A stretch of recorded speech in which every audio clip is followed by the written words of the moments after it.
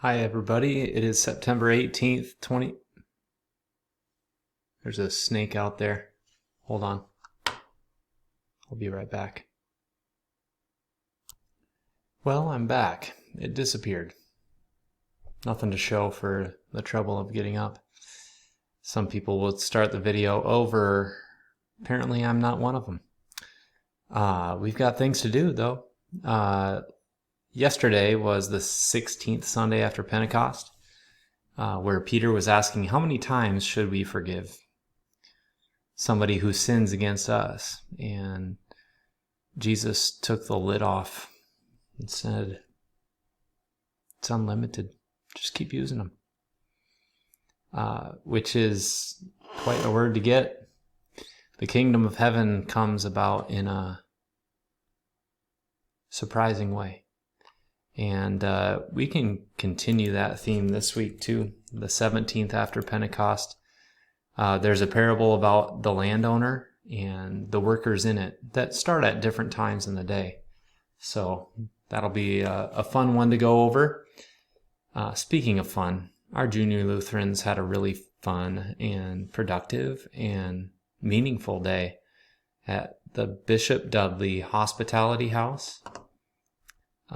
Mary, our host, gave us a tour and kind of pointed us in the right direction to get the meal together that served over, right around 100 people, which was big for a Sunday afternoon meal. Here's some of those kids that got to work yesterday. They were a fun group as always. And they did a really good job with the salad, with the tater tot hot dish, tater tot casserole. Is hot dish a thing in Iowa? Let me know. Seems to only go with tater tot hot dish. I don't know of any other hot dish. I mean, I know hot dishes, but not one with that in the actual name. Anyway. Yes, fun group. It was great to meet and converse with some of the people who are receiving some of what the Bishop Dudley House can offer them.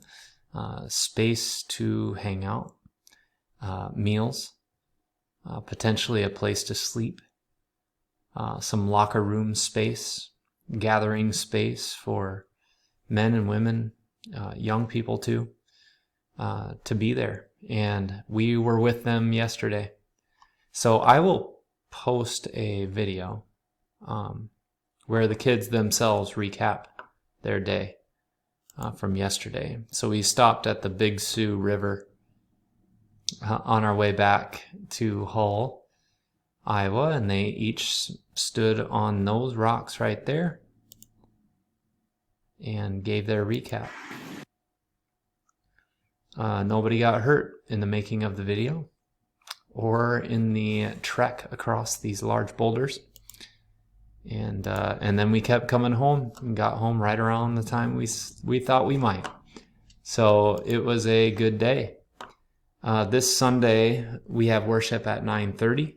The Sunday school lesson will be about Noah and his family, in particular the dove and the rainbow. The signs that God sent Noah and his family at the conclusion of the flood, the very destructive flood. Also, before Sunday rolls around, why don't you come out to adult Bible study 6:30 on Wednesday? We've got a few kids with their first confirmation lesson that's going to take place after school gets out on Friday. Share meets on Thursday night. So there's some stuff going on around here.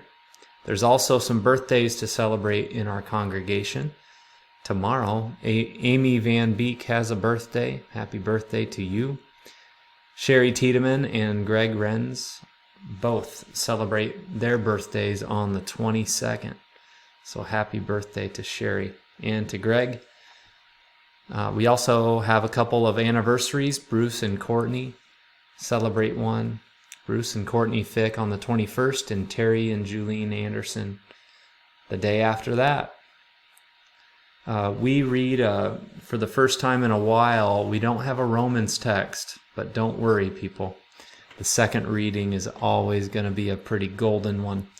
In this one, Paul is writing from prison, and it's familiar. I think you'll recognize it, and I know you'll love it. But in the 21st verse, he says, "For to me, to live is Christ, and to die is gain."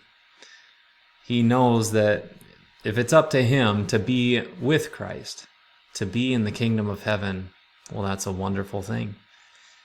But he goes on to say, for the time being, God has me here.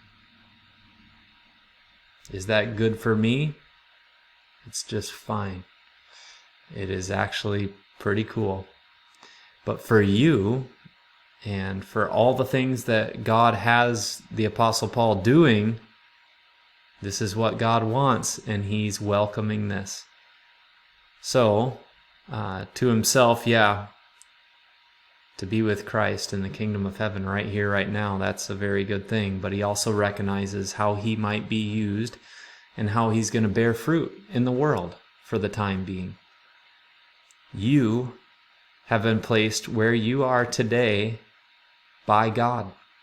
He's got you here. He's given you his daily bread, and he's going to use you in many different ways. And you also know that when he's done using you, that would be the day that you die, that you will be called up by him. He knows your name. You will call on his name. You have his. And he'll say, "Get up, come with me." Well, selfishly, I hope that day for you is a long ways off, because I know that God has you here, right now, and it's a wonderful thing to be around you. So that's some of what is coming out of the first chapter of Philippians. Have a good day, everybody.